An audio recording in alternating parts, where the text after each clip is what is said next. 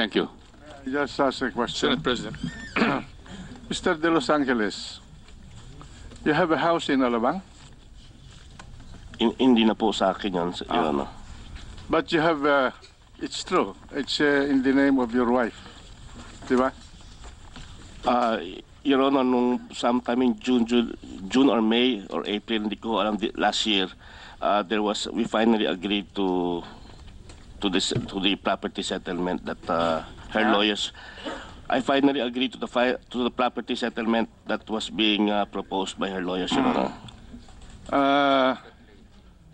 You are dissolving your conjugal partnership of gains? Yes, Your Honor. Is that already approved by the courts?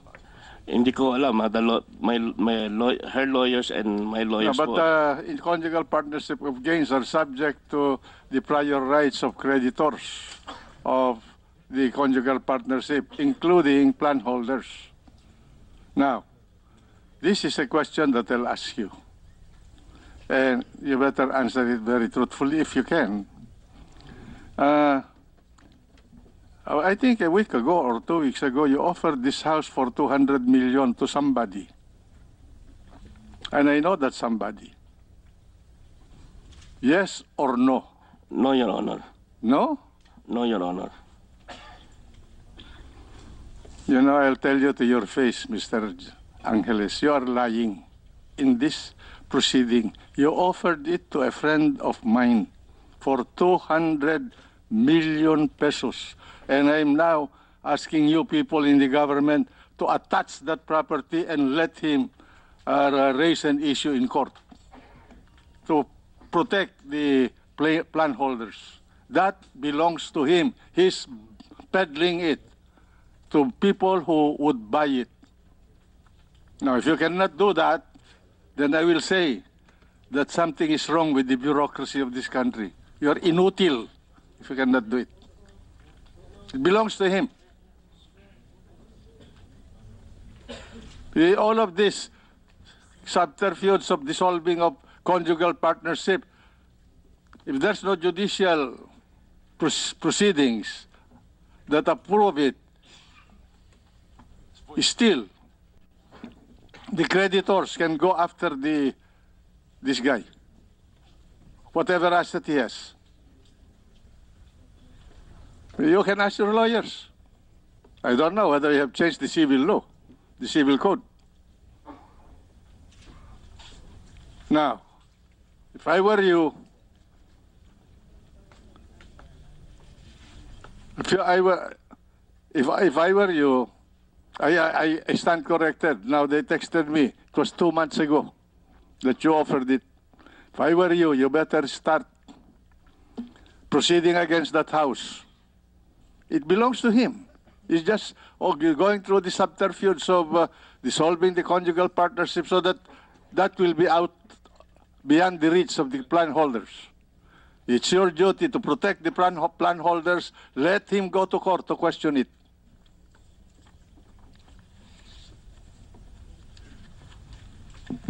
PDIC, any comment? Yes, Your Honor. As far as PDIC is concerned and as receiver, we have taken control of all the assets of the rural banks. But I'm talking to you about a specific asset.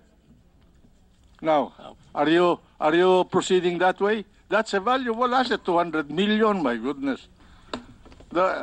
Yes, Your Honor, we'll certainly look into that, but I understand that that is related to the pre-need and that would probably be with the Securities and Exchange Commission, Your Honor. Yung amin ho, yung assets ng mga rural banks. Nagtuturo-turoan na naman kayo. These are yung mga assets ng mga rural banks. We're in control of that already, Your Honor. Hindi ba yung pre-need connected din dito sa mga rural bank fiasco? They brought down the rural banks. Come on, don't be technical about this. That's why you are lawyers.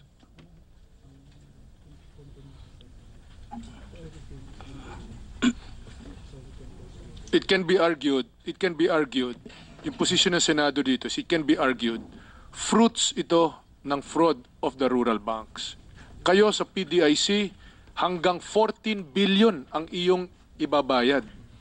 So, tungkulin po ninyo na hagilapin, halungkadin, hanapin lahat itong mga pag-aari ni Mr. De Los Angeles kasi siya po ang nasa sa likod nitong fiasco na ito na kayo magbabayad hanggang 14 billion. My God, very clear, very clear. He is operating all of this company as his own without any board action. Hindi ba kayo, wake up, gentlemen. This guy is single proprietorship. You can pierce the veil of all of these corporations with this testimony of these people. There's no functioning board. He decides.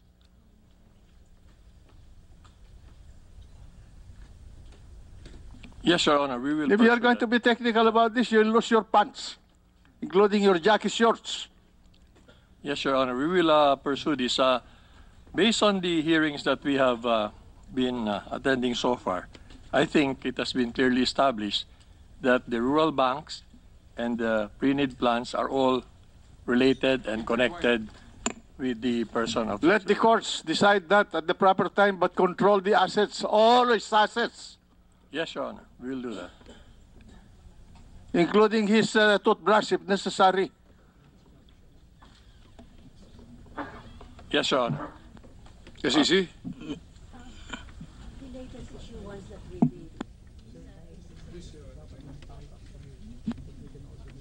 Mr. Chairman, the latest issuance that we had is a cease and desist order, and may I ask our Nothing, madam. We're now talking, no longer talking about palliatives. You're now talking of a cancerous situation. And the only way to do it is to incise, take hold of every asset that you can lay your hands on. That's your duty to the public. if the committee will permit us, our general counsel will read to you the effects of that issuance that we had. May she, Mr. Go ahead.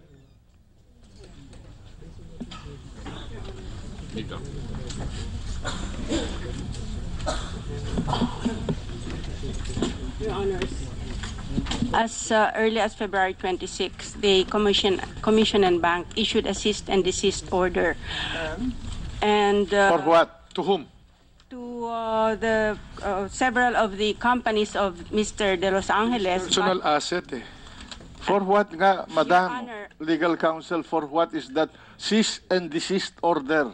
If Your Honor, please may I read a dispositive portion? No, just tell us what It is it. for the purpose of Preventing what? preventing the sale, disposition, transfer of any and all assets, not only of the enumerated corporations, but including all persons who are directing or controlling the activities of such corporations. But I'm telling you, he is already peddling his house. 200 million pesos yun. Ilan ang mga assets na ganyan? Your Honor, please, we gave copies of this to all the government agencies like the Land Registration Administration and the Land Transportation Commission. Why don't you put a lien on Yes, the Your Honor. title of that property in the Register of Deeds? In fact, There's a law which allows that, and he cannot dispose of it. In fact, Your Honor, we have directed one of our Extension Office directors to have that lien annotated in the Lapu-Lapu City property. How about in this property in Alabang? We're going to do that, Your Honor, because we do not have all the assets. And all his properties, all his known properties, If, Your Honor, please, we will ask the SEC. will including the marina. He cannot sell his yacht.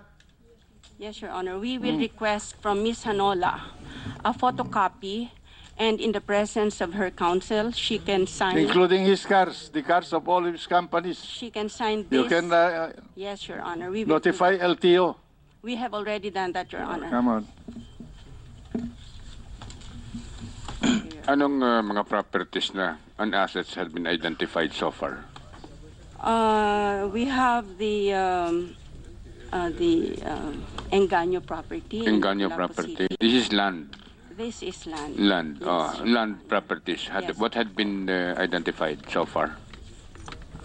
This is a 2000.